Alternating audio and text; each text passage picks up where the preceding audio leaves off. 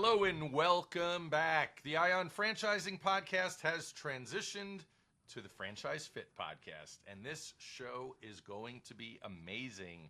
This isn't a franchisor, although both of these powerhouses have been in the world of franchising for just a few years, maybe more than a few years. And boy, they look fabulous.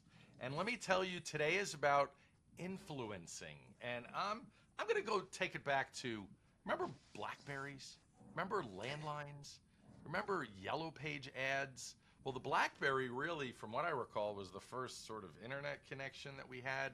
But advertising and marketing has changed dramatically over the years. And today, we're going to focus on the future of influencer marketing, how AI is impacting that, and the two powerhouse guests, Angela Olea, who I've known for a long time.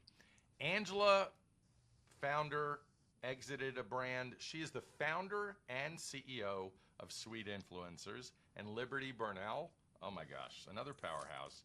Liberty's the COO and the president of Sweet Influencers. Up next. And for those listening that, again, have no idea about this, a lot of people believe these just views or clicks or likes, that always translates to money. But you're actually setting up a system for this, and you're really digging deep. What are the results? That's truly what we're measuring. Influencers does all the work for you. So everyone is busy running their franchise system or running their local business. And the idea of influencer marketing can seem overwhelming. So our team handles everything from A to Z when it comes to the influencers. This episode sponsored by SEO Samba. Empower your franchise with predictable results and AI-driven marketing. Welcome to the show, ladies. Thank you. Thank you so much. I am excited to have you. So on your website, because people right now, okay, Sweet Influencers, influencer marketing, what are we talking about specifically?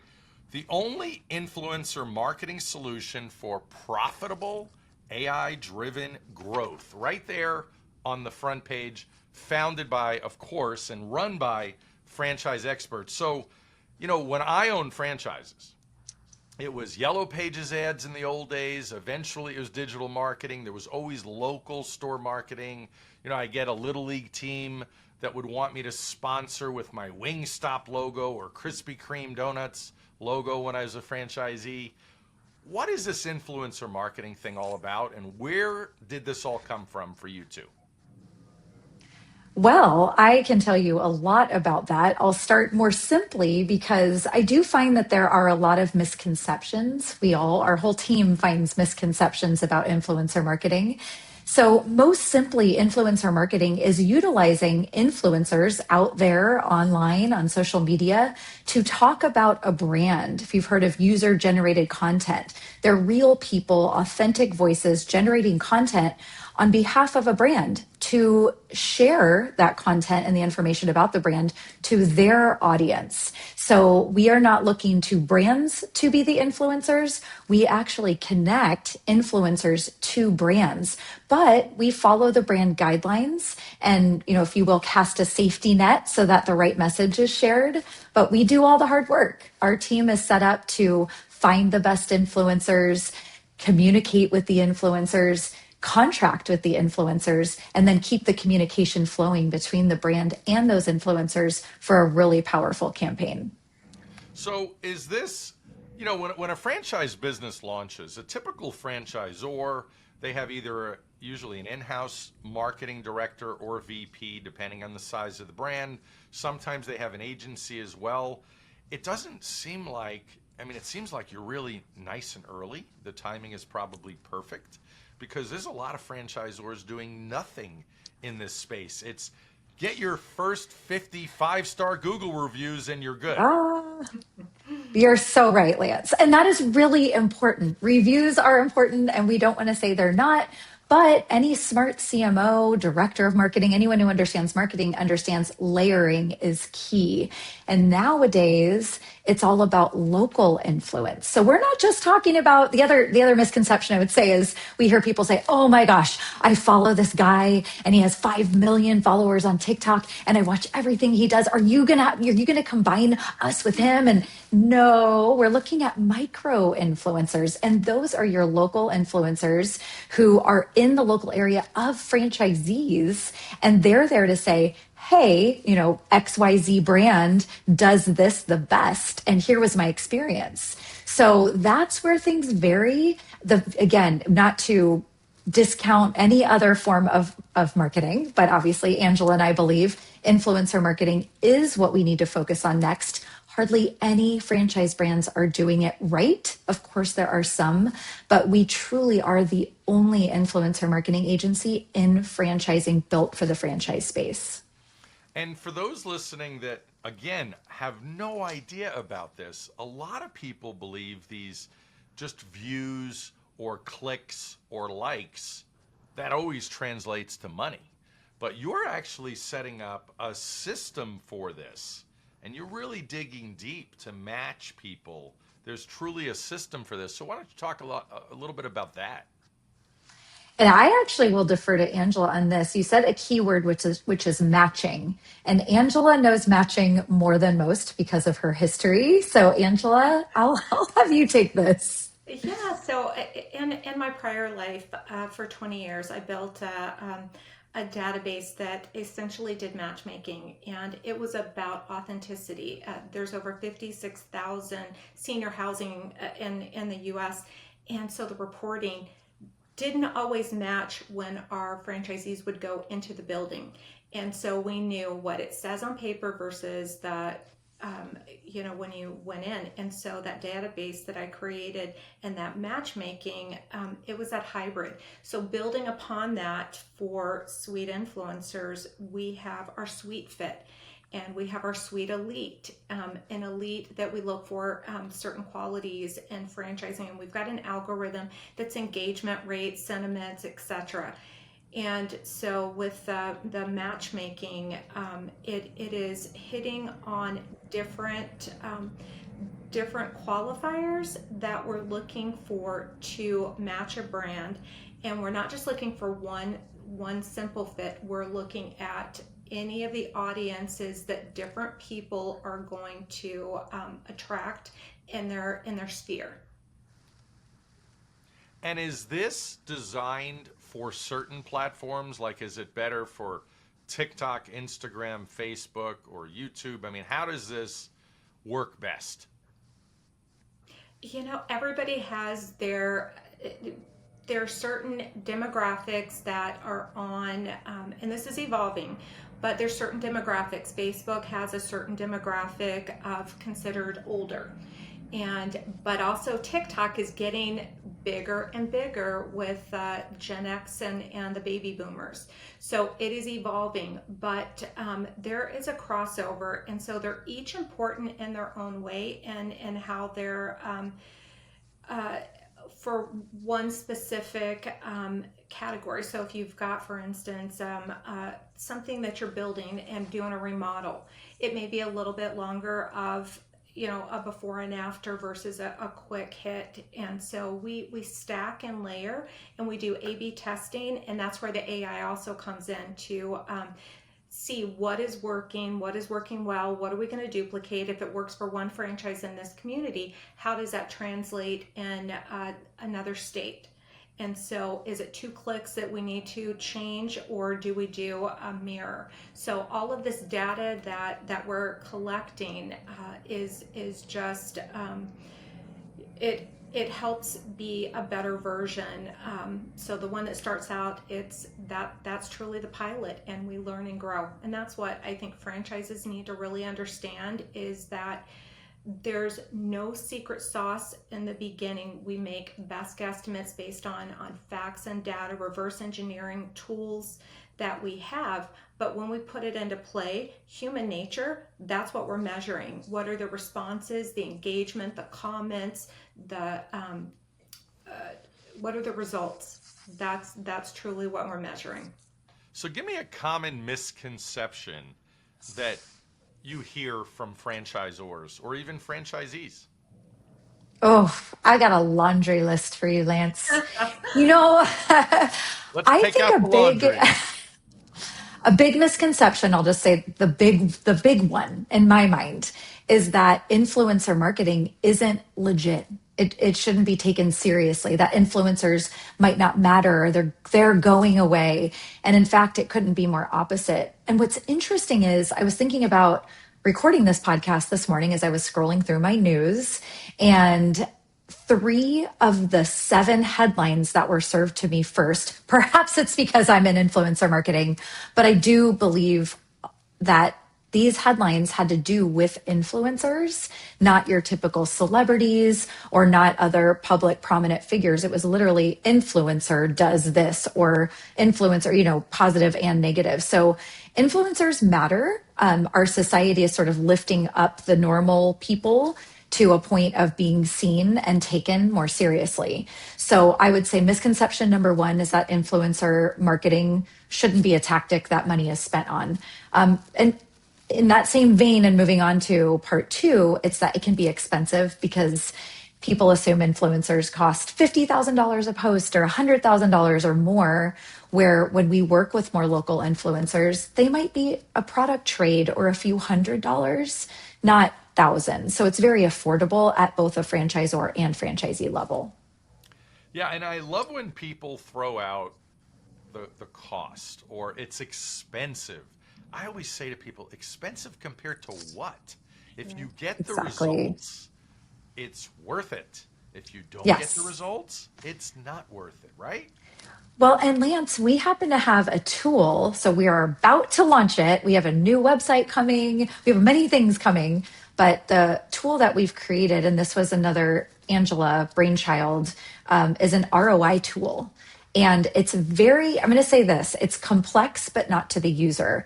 The data points and everything that's been collected has taken a long time because it's pulled metrics from the franchise industry and from everywhere. But someone investigating influencer marketing can use our ROI tool to take any scenario they can possibly imagine and just they're able to see just how significant influencer marketing can impact their bottom line. In the old days, I remember, you two wouldn't remember because I'm much older than both of you. In the old days, I remember a marketing discussion regarding billboards. And Mm-hmm. franchisees would say, well, they don't work. And I said, how do you know they don't work? And, in some cases, you'd put a special phone number on the billboard and maybe even give a special offer for tracking purposes. And even if you didn't have the billboard, a phone number on it, if you tried billboards for X period of time and people see it and they're driving to your restaurant especially, you could easily determine they work because when you stop the billboard, what happens to your sales? In some cases, it was like a light switch. And Wow. clearly today, this is similar but even better because you can track back the results and the views and obviously revenue to influencers, couldn't you? Absolutely. There are a lot of different ways to track. One of the most simple being a promo code. It's pretty common for the influencer to be assigned a promotional code, Angela 123 for a certain discount to their audience, and then track that. But there are so many different ways of tracking. So the metrics we can show and the success of each campaign is significant for our clients. This is like the modern day affiliate marketing almost. Yeah. It's a version. One of the things that is so important is when we're working with a brand, they have to know their numbers.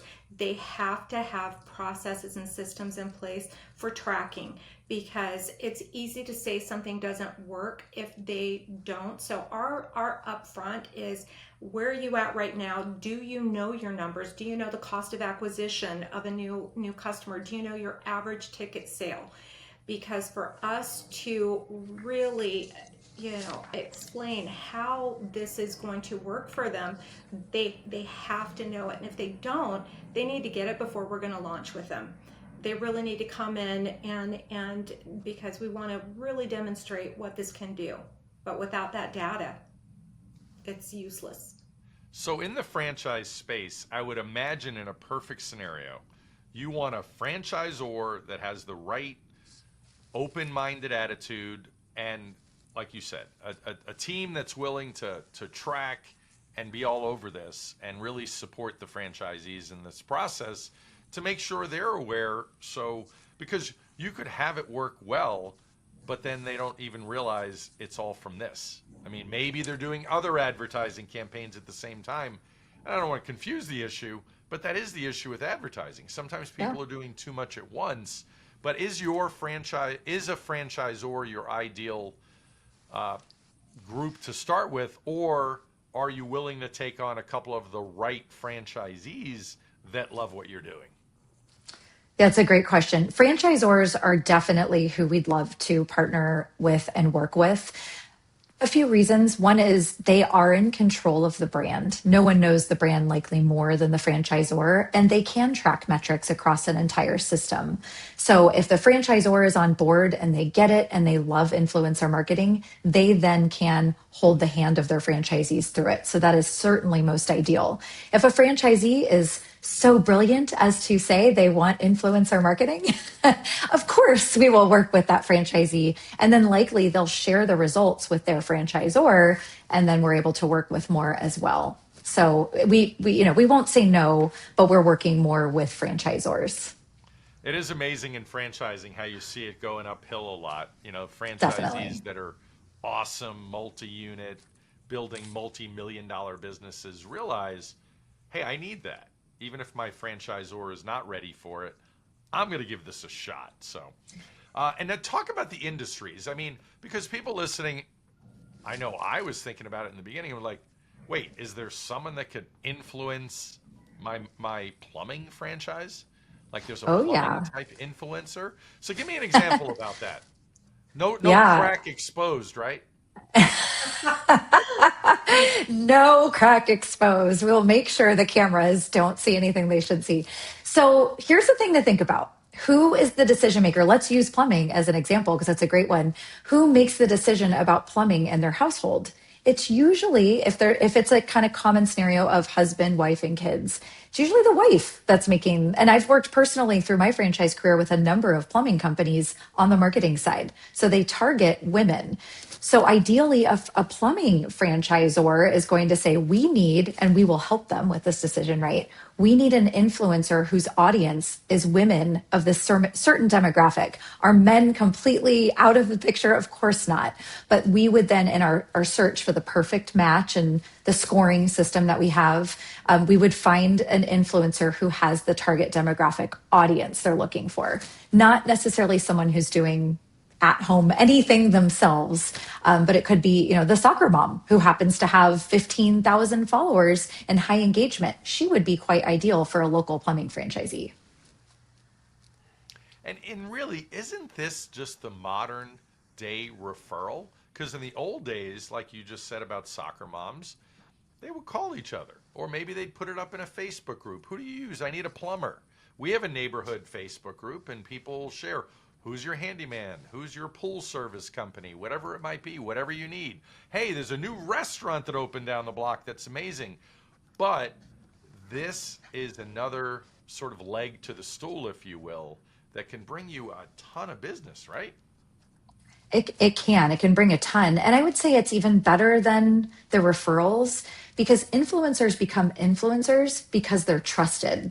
So it's not even the guy down the street who referred someone who happened to do a good job, because that can be a little iffy, like you don't know for sure. But if an influencer is willing, they're taking a risk by partnering with a brand. And even though they're getting paid, they do get choosy, Lance. And if it's not the right fit, they'll say no, right? For sure. So it's someone with more on the line. They want to remain authentic. They understand the brand guidelines, but they'll still share the content as themselves. So it's even more powerful than a referral. And I think for the cost, the benefits hugely outweigh what it costs for an influencer. Angela, I have to know, when did you realize this is going to be something that could be huge, and you called Liberty for the first time and told her about it? And did Liberty hang up initially, or say, I don't know what the heck you're thinking. I mean, tell me about that. Well, I can tell you when this came to me, it was in January 2023 when I met an influencer on a plane. And he talked about, what do I do? And I said, senior care. And he's like, I don't know anything about it. What do you do? And he's an influencer. He works, he's still an influencer out today. He works in the RV industry and explained to me, he works for 6 of the 8 largest RVs, where his client is 45, wealthy and above, for RVs that start at 250,000 to $1 million plus. And explained to me about product placement and all of these different and commissions, and it just rocked my world from the very minute. And for that 2 hours until he tapped out, until we landed, I had siphoned every little bit of information and already started developing on the business plan for how I was going to bring that into franchising, and started at every conference asking people, are you using influencers? Met with CMO of Yum Brands. Did you do it? They fell into it. It just happened. If something went viral, then they reverse engineered, and now it's a huge part of what they do. But it wasn't intentional the first time. So it was something that I knew from January 2023, and then I exited December of 2024, and I was looking for Liberty, and it took a minute to find her, but it was such a fit from the second that we spoke. I just knew a sweet fit, perhaps.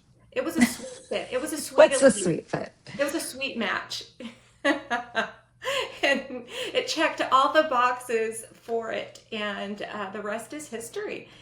She saw my vision and just absolutely leaned into this and embraced it. And because you do have to be, it is a bit of an uphill battle. We know what objections we're going to encounter, but we also know what success, sweet success, looks like. And yeah, that's it. Tell me about the AI component. You've mentioned a couple of the cool words out there, you know, the algorithm and this and that. And you're recognizing trends, and you're identifying and matching brands, finding that sweet fit, sweet match, if you will. So what does the AI, how is that built into this platform and this process? Yeah, it's baked in a couple different ways. So we've got it from workflow automation. So that's a different portion of it. It also can be simply from, if we've got a website, it can help create a brief for that brand. And all of this, again, is going to be scrubbed over by humans, but there are certain automations that can be performed with that. And once we've got case studies of influencers and what is capturing the most responses, it is learning from that, repetitive from that, so that it can duplicate that model with slight edits from it. So again, if it's plumbing, plumbing, how does that differ from roofing or lighting or weight loss? So it is learning from each model, but what are the commonalities? What are the differences? And so taking in lots of data, and the more data that it has, the better and quicker that it learns. So we've got a team that is on the back end that is working feverishly to create what we've described to them, and this is first of the kind for them. So they're super excited to learn and grow and watch and evolve, and we keep them on their toes. So you mentioned earlier nano influencers, Yeah. and those tiny sort of micro influencers, they can perform incredibly well. So as you were alluding to, people don't need to pay $20,000 necessarily for a campaign. Give me a story, or give me an example of how a micro influencer really moved the needle for a franchisee or a franchisor. Do you want me to take this? Go ahead. Yeah, go ahead, Angela. One of our early successes was an estate sale franchise, and their typical franchise, they're following 35 and older female, And one of the things that we did for them, and they're very, very unique in their model, very different than any other model. And I'll explain that. But we went for a demographic for the 20-year-old thrifters who love thrifting and really focused on, we had the demographic of the 35. We had a couple of different influencers where we were able to test, and then we had the 20 something, and it was such a success that because they repetitively will go and follow at each one of they become the lifetime value of that. It's still continuing to grow. But it was something that was outside the box thinking for them that they hadn't considered. They had the one image in mind, and it has continued to grow where they've actually had to send some business away because they couldn't accommodate at that time. They're since building out another team, but that was one of the success, and why that was such a unique and challenging for us. You can't post until an estate sale until the day of the event, because if you post ahead of time, oh, this house that's empty has jewelry and all of these things. Yeah, it has to go live at a specific time that morning of the event, and it's a 3 or 4 day sprint. And then the next time it's going to be at a different location. So it's not like it's a McDonald's and you have one location that you can just drive. This is like, your Black Friday. Gotta post it, get it, and get the maximum results. So high stress, but high reward. Angela, you told me a funny story before we even hit record. So let's talk about that dog grooming situation, because I said there has to be some you can't make this stuff up type moment. And you were telling me about dog grooming. Tell me about what happened with that. Yeah, so we were utilizing a nano influencer, and one of the exchanges was a free dog wash. And the influencer went out. We had worked with the owner of the franchise, but they were going, the mobile groomer was coming to the house of the influencer. And when the influencer went out to begin to set up their recording, the groomer said, no, you can't record. You need to go away and let me do what I need to do and conduct this. And so it was not until after this process where the owner of the dog grooming franchise, our team, our customer success team, and Liberty and myself, I mean, we just seriously were scratching our heads, and we missed this in the process. It wasn't one of the things that we thought we needed to have in the checklist, but it ended up being okay. But it is the exact opposite. The influencer, they know how and what they want to capture, and you just give them a wide berth to do what they're going to do. And in this situation, it was, you need to step away. So they worked their magic despite of this situation, and it turned out amazing because of their talent and how they were able to navigate the communication and work with the clips. So it ended up being beautiful. But yeah, we learned from that process. You got to revise that checklist now, right? Yeah. So final words of wisdom. You've thrown out a lot. I mean, clearly this is the future of franchise marketing. You can continue to do everything you do if you're a franchisor or a franchisee, but having the influence of the right influencers is clearly the way to go. And I love what you ladies are doing. So Liberty, I'll let you, Angela, you can have the final word. So Liberty, final thoughts, final words of wisdom to any franchisors or franchisees listening, your final case, so to speak, as to why you need to use Sweet Influencers.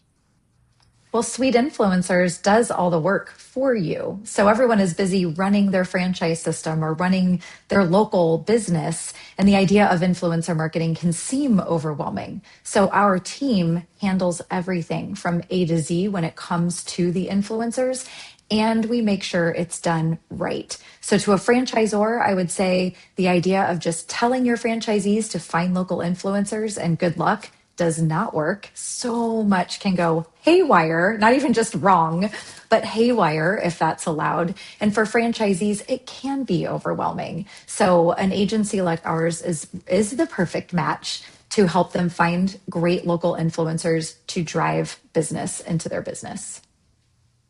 Angela, final word. Franchisors, jump on board and do your franchisees a wonderful service by trying to lean in and drive that traffic to them and give them all the tools that they need. And this is one of those that they absolutely need in their toolkit. Wonderful. Ladies, Liberty, Angela, you've been fabulous guests. Thank you for being here. Look forward to seeing you both in person sometime soon. Thank you. Definitely. Thank you, Lance. My pleasure.